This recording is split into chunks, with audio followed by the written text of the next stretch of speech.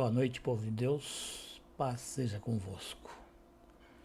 Hoje vamos falar sobre um assunto denominado A Verdade que Liberta. Um tema baseado no livro de João, capítulo 8, versículo 32. Estamos vivendo uma época onde as pessoas se degradiam para defender aquilo que consideram ser uma verdade absoluta. Para isso, cada ser humano, defende um ponto de vista para não viverem na mentira. O homem procura verdades que possam satisfazer o seu ego e mostrar à sua volta ser alguém confiável. Para isso, as pessoas não medem esforços e procuram meios que possam alicerçar suas convicções. Infelizmente, irmãos, pessoas, independentemente de sua posição social, do lugar onde moram, da raça ou da situação financeira, cada vez mais estão se apegando a ensinamentos do mundo e se afastando dos ensinamentos de Deus. E como consequência, temos notado o crescimento de doenças e de enfermidades, um aumento significativo da depressão, do ódio, do materialismo, coisas essas que corroem e destroem a esperança, espalhando medo e desconfiança entre os seres humanos. Diante de tal evidência, podemos diagnosticar que a humanidade está enferma e necessita urgentemente de um antídoto eficaz que possa libertá-la de tão grande mal. O tema desta noite, baseado em João 8,32, não está bem embasado em filosofias ou atributos agnósticos que permitem o uso inadequado e irresponsável de passagens bíblicas que servem como mecanismos de opressão e armas para torturar e matar. Firmados nessas diretrizes, uma pessoa pode falar tudo o que quiser falar. Consequentemente, pessoas assumem discursos religiosos aparentemente piedosos, mas totalmente contrários às suas verdadeiras ações e intenções ou motivações. Tais pessoas verdadeiramente são lobos ferozes, se escondem atrás de uma pele de cordeiro com um único propósito: aprisionar os servos de Deus nesta terra. Tais pessoas são servas do encardido, do diabo, se você quiser assim, e contribuem para que ele alcance seus objetivos, aprisionando-os num mundo de mentiras e engano. O apóstolo João é muito claro em sua exposição. A verdade para ele é uma pessoa, Cristo Jesus, o Filho do Deus vivo. Essa é a única verdade em que podemos confiar. Felizmente, existe essa verdade e nessa verdade nós podemos confiar. Embora o tema dessa noite não esteja embasado no versículo 32, ele possui uma ligação ao versículo 31, se completando. Isto é, esse versículo só é completo em conjunto com o outro. Jesus Cristo falava aos judeus que criam nele. Ele dizia: se vós permaneceres na minha palavra, verdadeiramente serão meus discípulos. Isso quer dizer que só seremos verdadeiros discípulos de Cristo Jesus, se permanecermos em sua palavra. Então fica claro que, ao permanecer na palavra de Cristo Jesus, então conheceremos a verdade. E Cristo foi além. Ele disse: eu sou o caminho, a verdade e a vida.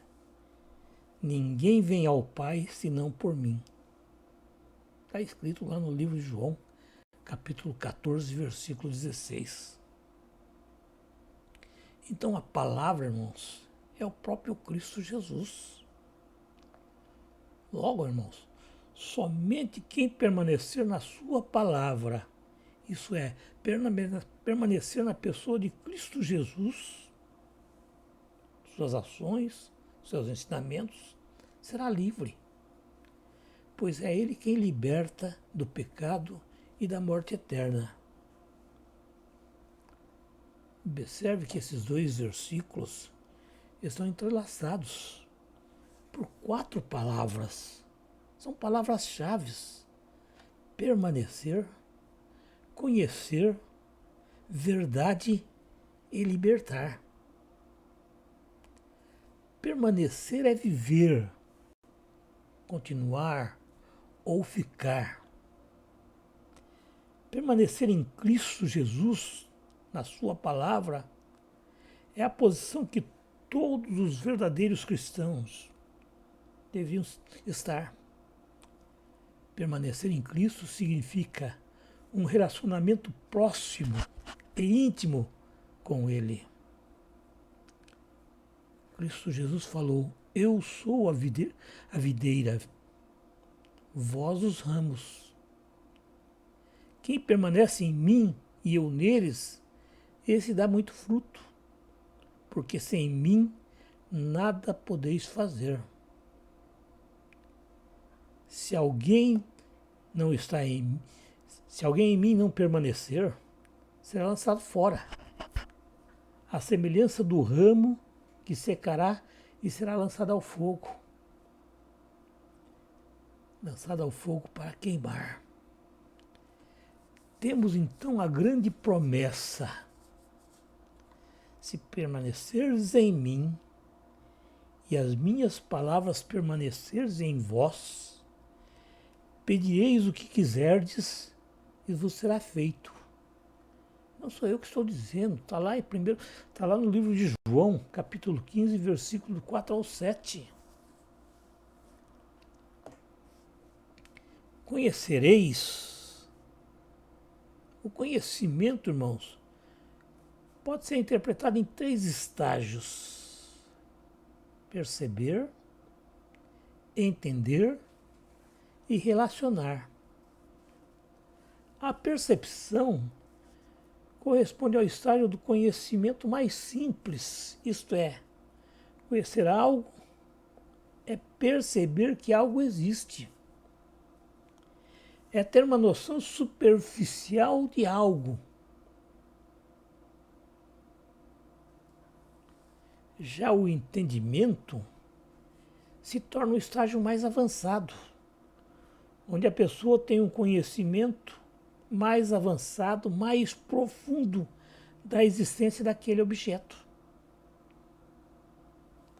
Embora esse conhecimento não passe de mera teoria, por exemplo, você conhece uma pessoa, sabe muitas coisas da vida dela, onde ela mora, seus gostos, sua instrução, coisas da vida dela.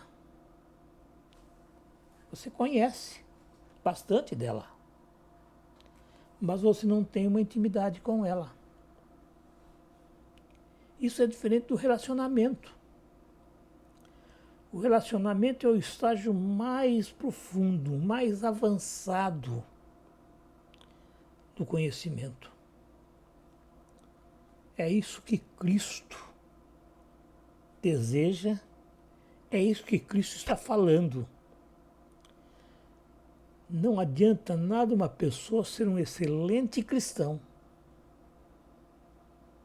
cumpridor das suas obrigações, que vai à igreja toda vez ou várias vezes por semana, ler a Bíblia constantemente, não perdendo cultos, ser um dizimista fiel, cumpridor de suas obrigações.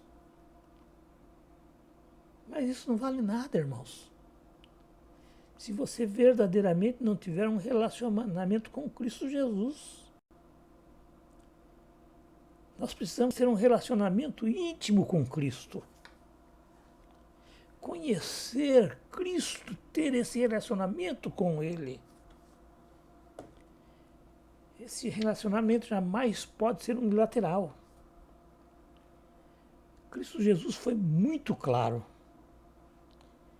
Ele disse: se alguém me ama, guardará a minha palavra, e meu Pai o amará. E viveremos para ele, e faremos nele morada. Está lá, João, capítulo 14, versículo 23. É esse relacionamento que Cristo Jesus quer com você, quer comigo, quer com cada um de nós.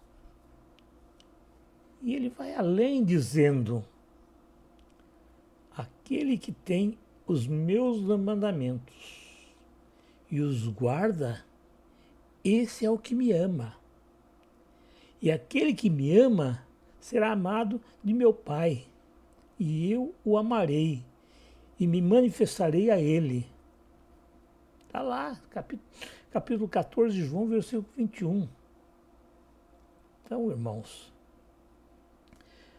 nós só podemos nos tornar verdadeiros amigos quando nos conhecemos mutuamente, identificando os valores e interesses de cada um, convivendo, conversando, passando bons e maus momentos juntos. Dessa forma, um relacionamento com Cristo deve preencher os requisitos dados por Ele. Obedecer a sua palavra. Então, irmão, nós teremos uma comunhão diária com Ele. E poderemos sentir a sua presença em nosso coração, na nossa mente e através do Espírito Santo. Portanto, Ele deve ser o centro de todo o nosso afeto. Terceiro item, a verdade. Foi descrita por João que a única verdade que devemos confiar é em Cristo Jesus. Essa é a única verdade que existe. Cristo Jesus é o nosso caminho, um caminho para conhecer o Pai.